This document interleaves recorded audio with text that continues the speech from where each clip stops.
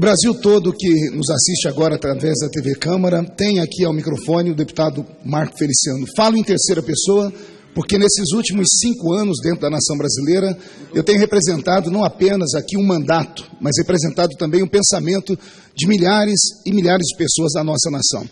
Senhor presidente Gilberto Nascimento, eu fico muito feliz de ter Vossa Excelência presidindo essa sessão, até porque hoje aqui nesse plenário se encontram 2 pessoas que fazem parte da minha história política junto à nação brasileira. Um deles é o Dr. Bauer, que está aqui à minha esquerda e filma esse momento, porque é o meu mentor intelectual e político, e o segundo é Vossa Excelência, que me trouxe ao partido do PSC numa tarde tão linda, onde assinei a ficha dentro de um restaurante. Então, as 2 pessoas que são culpadas, entre aspas, por eu estar na política, estão aqui nesse plenário. Então, Vossas Excelências, Vossas Senhorias, serão testemunha do pronunciamento que aqui eu faço.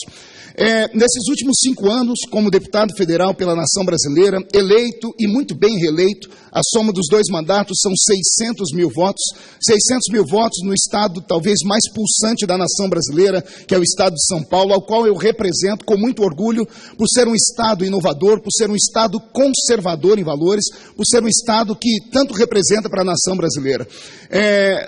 Queridos que hoje nos assistem pela TV Câmara, amigos que estão aí pela mídia social, porque eu fiz uma divulgação plena, o que eu quero falar nessa tarde para todo o Brasil é que o nosso país passa por um momento talvez dos mais difíceis de toda a sua história.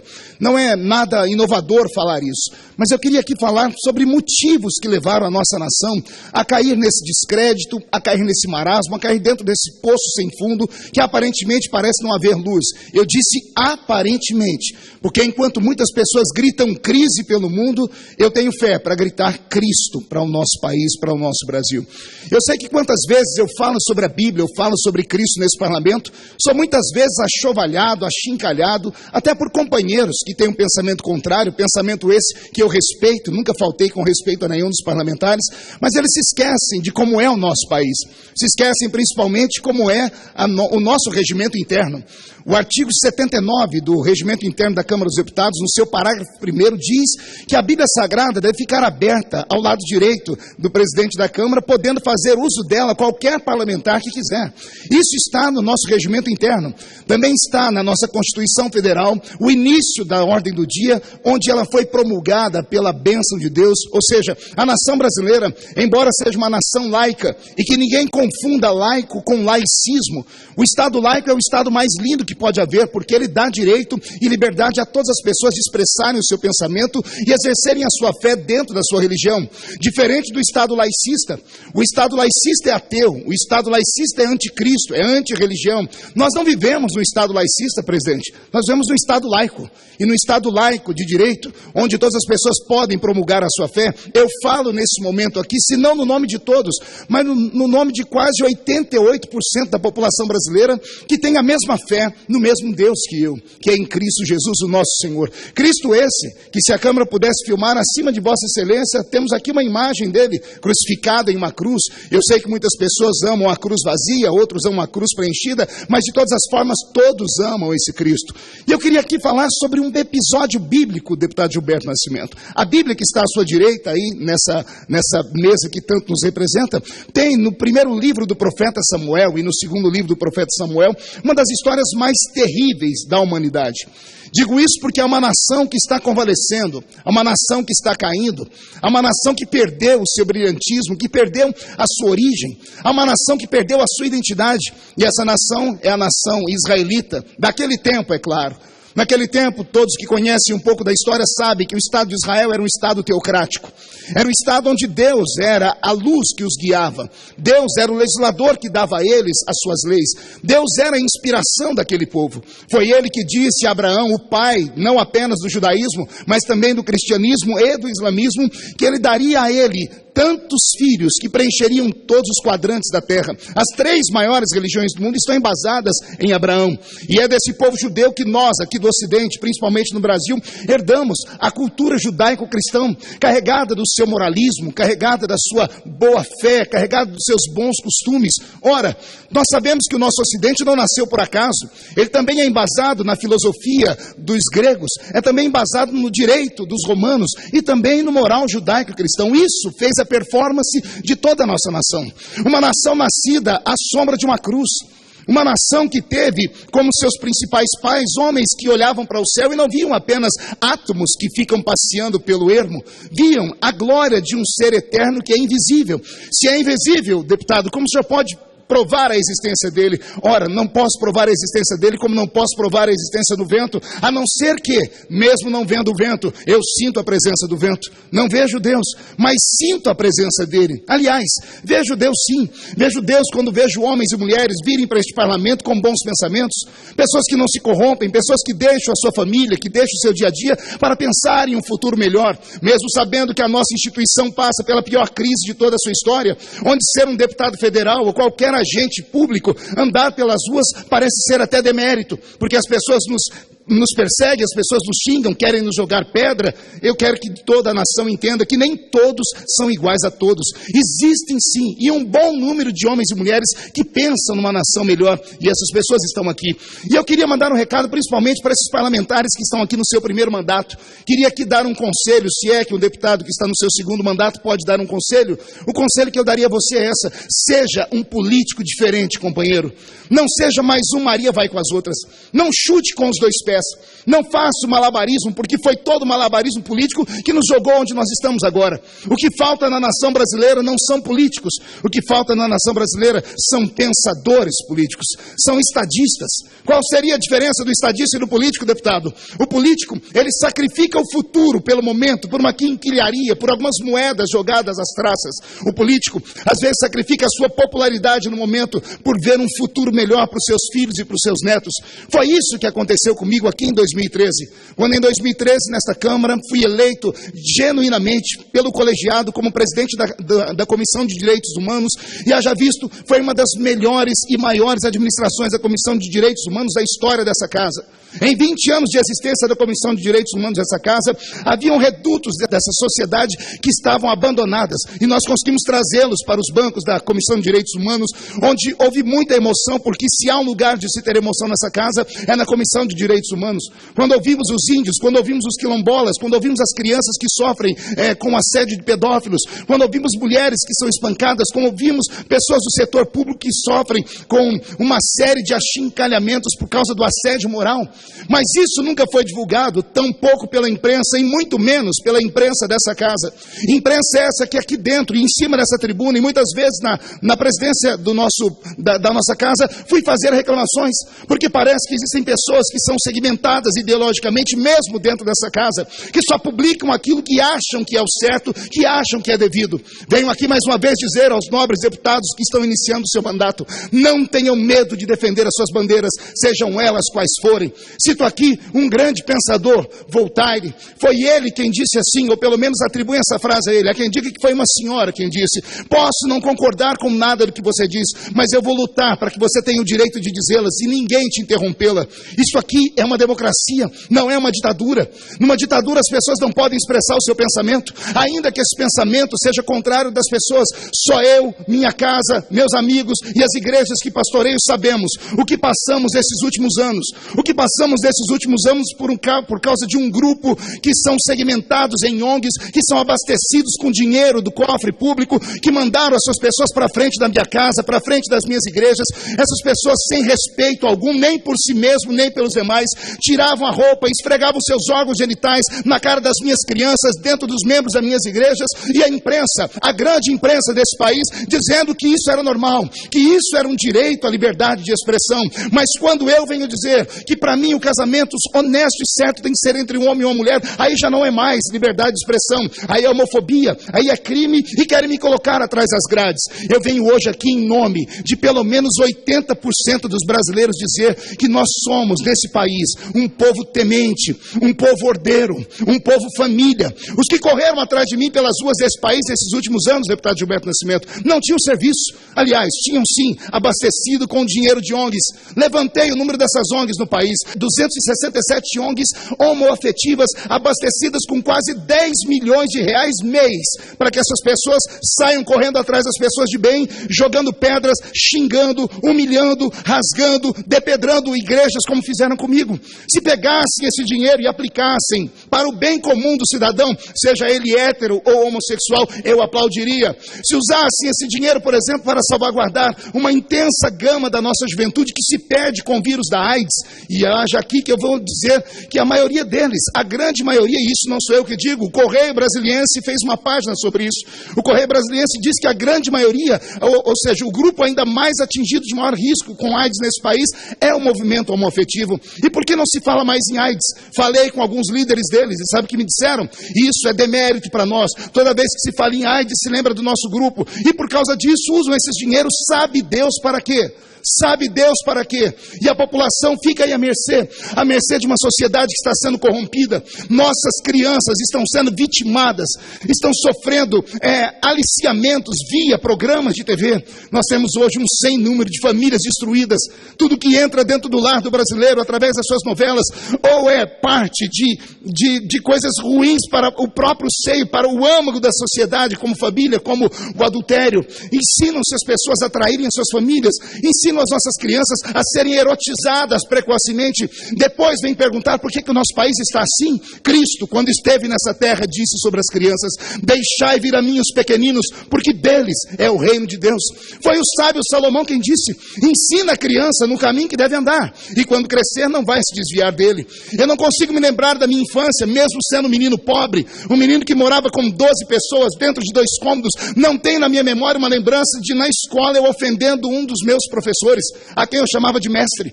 Não consigo me lembrar na minha infância um menino dentro da classe de aula fumar um cigarro, diferente de hoje, que as crianças acabam saindo agarradas das suas classes de aulas, ou por policiais, ou por pessoas que vêm cuidar delas, porque tem overdose dentro das suas classes. Vivemos num mundo perdido, um mundo muito parecido com aquele de Samuel, como eu disse aqui no início. Foi nesse período que a nação elegeu para si um rei. E esse rei que tomou conta da nação era exatamente o que eles queriam. Era um homem belo, era um homem alto, era um homem que falava bem. Seu nome era o grande e poderoso rei Saul. Quando Saul assumiu a tribuna de Israel e começou a reinar, por uns anos até que fez bem, exatamente como esse governo que aí está. Por uns anos fizeram tudo de bem, deram a resposta que a sociedade queria, trouxeram de forma milagrosa e mágica a condições das pessoas adquirirem os seus bens. Pois bem, passaram-se o tempo. Hoje os brasileiros têm carro, mas também têm o seu nome lá no SPC.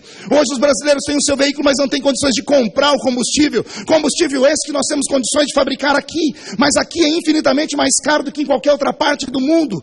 Vivemos uma sociedade completamente deturpada. O certo virou errado, o errado virou certo. O que falta no nosso meio, repito o que disse agora há pouco, são homens e mulheres de coragem. Homens e mulheres que tenham coragem de enfrentar quem quer que seja, não por você. Olho aqui para esse parlamento e só vejo adultos. Cada um de nós aqui tem a sua estrutura, ninguém mais vai mexer no nosso pensamento. Mas o que falar das nossas crianças? O que dizer dos nossos filhos? Como é que vão crescer os nossos netos? Em que país vão viver as nossas crianças? Crianças que dentro da escola estão sendo aliciadas, repito, aliciadas por um movimento pernicioso. O marxismo está impregnado nas nossas universidades, que não geram há muito tempo um intelectual, mas geram com muita facilidade revolucionários. Repito, as nossas universidades brasileiras têm levantado revolucionários. Não se levanta mais pessoas que pensem. Não há uma obra literária de peso no nosso país lançada pelos últimos 20 anos que valha ser dispensada em outras universidades federais do mundo todo. Por quê? Porque o brasileiro entrou por um funil estranho, um funil chamado comunismo, travestido de socialismo. Repito, um comunismo travestido de socialismo. Um comunismo que faz com que a sociedade entre em erupção. As classes estão revoltadas. Negros brigam contra brancos, pobres com ricos, proletariados com empresários, crentes com ateus. Eu não sei que sociedade é essa que nós vivemos. O politicamente correto roubou do brasileiro a sua alegria, a sua felicidade. O povo brasileiro era mais feliz há 10, 15 anos atrás.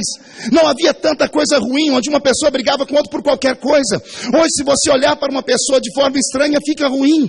Me lembro, como ano passado, aqui nesse plenário, quando um deputado aqui da oposição disse que nós vivíamos uma noite mais escura, mais negra da história daquele parlamento, quando uma deputada pegou o microfone e disse assim: eu quero que seja arrancado dos anais dessa dessa casa essa expressão noite negra, porque isso é racismo. Ora, o deputado pegou o microfone na sequência, de maneira irônica, e disse: senhor presidente, retiro o que eu disse. Ontem vivemos aqui uma noite afrodescendente.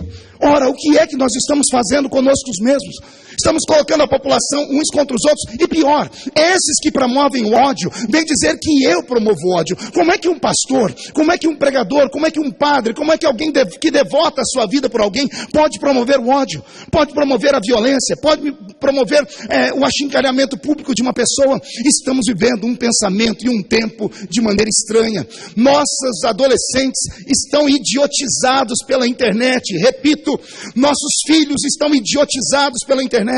Tudo que acreditam está escrito em 149 caracteres.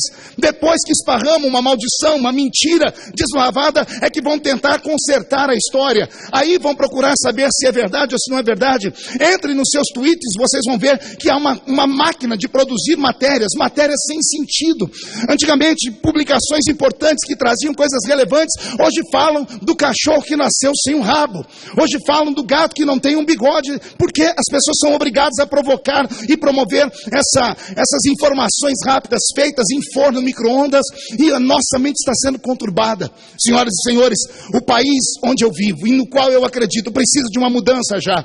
Foi na época de Samuel, grande deputado Gilberto Nascimento, foi na época do grande rei Saul, que depois se perdeu por completo, que jogou a população em um lamaçal, que trocou a fé num Deus transcendente, querido, para viver uma fé material. Foi no tempo dele que o próprio Deus foi na casa do profeta Samuel e disse a ele: Samuel, até quando terás pena de Saul? Até quando você vai ver a minha nação gemer por causa dele? Quero aqui pegar uma parte da palavra de Deus a Samuel e dizer aqui aos homens e mulheres importantes desse parlamento: até quando terão pena desse governo que aí está? Até quando? Até quando vamos engavetar os impeachments? Até quando?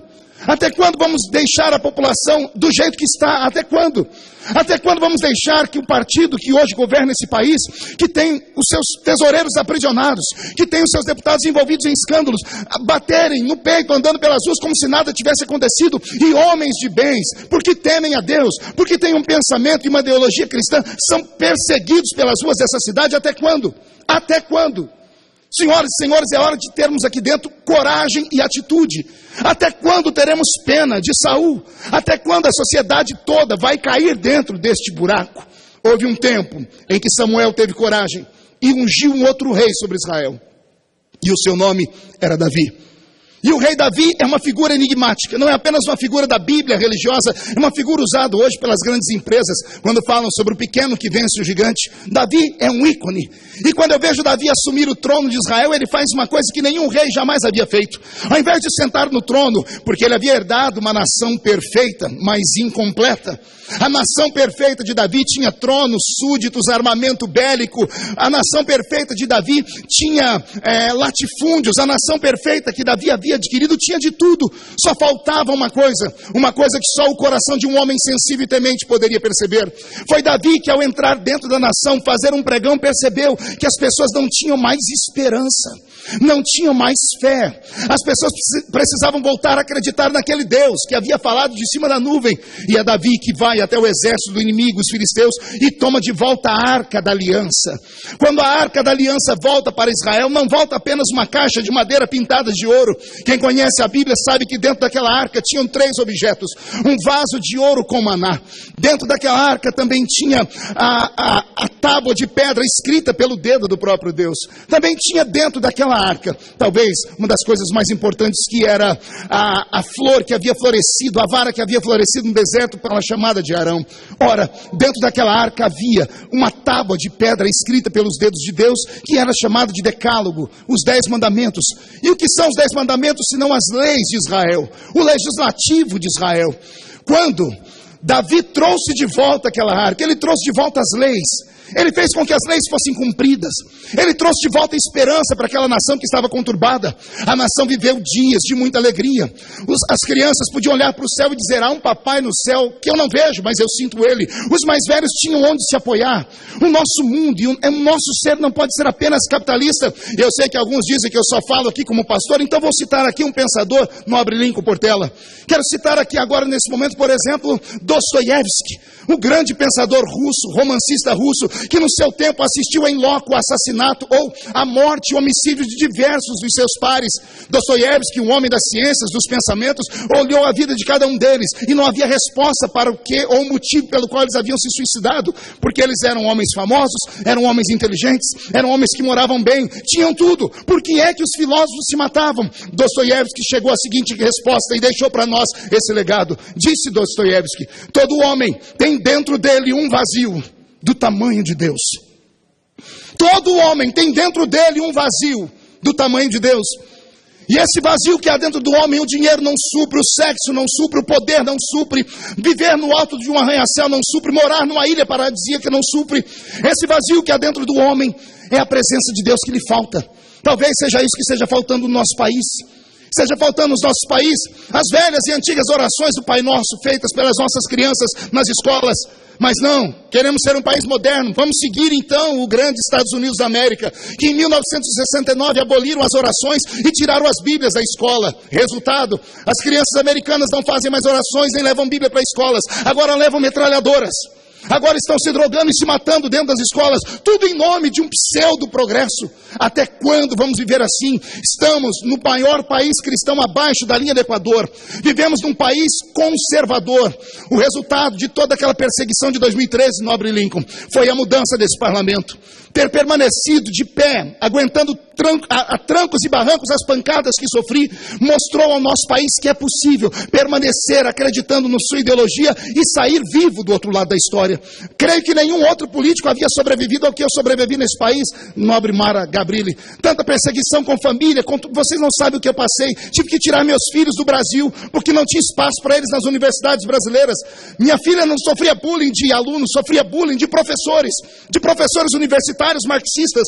E eu fiquei abandonado por um tempo sozinho, mas a igreja brasileira se levantou em oração.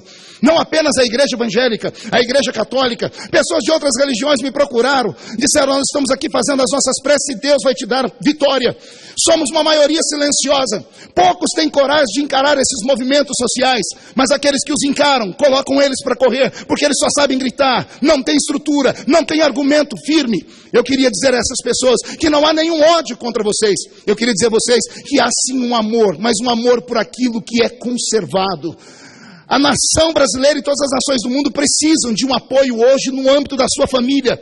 E eu não falo aqui de família social, não falo de arranjos sociais. A lei que nós ditamos aqui, ela é fria. A lei fria não julga o amor, não mede o amor. A lei fria não pode falar se um homem deve amar um homem ou uma mulher, não é isso. Mas a lei que nós temos na nossa Constituição garante para a proteção do Estado que um homem e uma mulher continuem se amando para que haja o maior produto do Estado, que é o filho. No que adianta ter uma terra que brota tudo se não tem ninguém para capiná-la depois?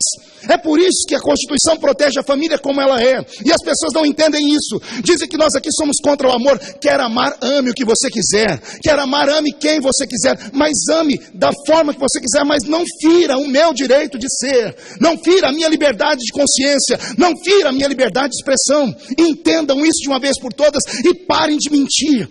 Os ativistas mentem. Como mente boa parte do grupo de esquerda desse nosso país. Eles têm dois discursos. Um discurso lindo no microfone dessa casa. O outro discurso é quando eles estão dentro de uma sala dizendo: quem é que nós vamos destruir agora? Quem é que nós vamos acabar com o nome e o moral deles agora através da mídia social? Falo isso porque eu experimentei e sei do que falo. Não estou aqui apenas fazendo um desabafo. Estou aqui deixando um legado para os jovens deputados que aqui vieram. Não tenham medo de lutar pela família. Não tenham medo de lutar pelos seus pensamentos. Não queiram ser apenas um político. Queiram ser estadistas. Porque é disso que o nosso país faz falta. É disso que o nosso país sente falta. Quero deixar aqui para as minhas considerações finais, esses 25 minutos, um agradecimento ao nobre deputado que permitiu que não fosse aparteado. Aos deputados que aqui estão ouvindo, muitos deles da bancada evangélica, como o deputado Silas Câmara, a quem eu tenho um profundo respeito e aprendi muito com ele, e deixar apenas dizer uma palavra, que no nosso país ainda existem pessoas que acreditam nele sim. E eu deixo aqui uma palavra ao presidente da Câmara dos Deputados, Deixo aqui como parlamentar, mas também como um servo de Deus, porque eu sei que ele o é. Até quando terás pena de Saul? Até quando, deputado Eduardo Cunha, meu amigo, a quem eu fiz campanhas no Rio de Janeiro, tenho feito vídeos para você, as pessoas até me cobram isso, até quando vai ter pena do governo que aí está? Está na sua mão. O Brasil espera isso. Tenha uma coragem de entrar para a história, não como um vilão, não como alguém que está barganhando, mas como alguém que vai libertar essa nação, para que essa nação volte a viver, volte a respirar e volte a ter fé, ordem e progresso sempre. Viva a democracia, viva o parlamento brasileiro e que Deus nos abençoe sempre. Muito obrigado a todos.